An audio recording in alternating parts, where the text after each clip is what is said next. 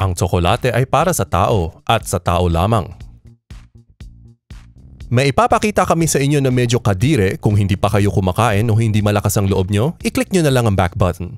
Ito si Sofia, isang boxer na ginawang parang eksena mula sa The Exorcist, ang isang animal hospital dahil sa tsokolate.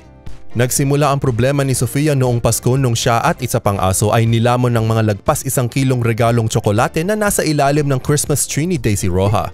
Ang tsokolate ay may kemikal na ang theobromine na sobrang delikado sa mga aso, pusa at iba pa dahil ito ay lason sa kanila.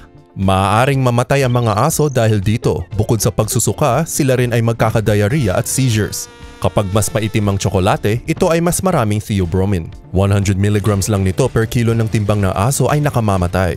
Si Sofia at ang isa pang aso ay sinugod sa animal hospital. Sila ay nagsusuka at nag-high blood. Pinakain sila ng espesyal na uling para sipsipin ng lason sa kanilang katawan at binigyan sila ng intravenous fluids para hindi sila ma-dehydrate.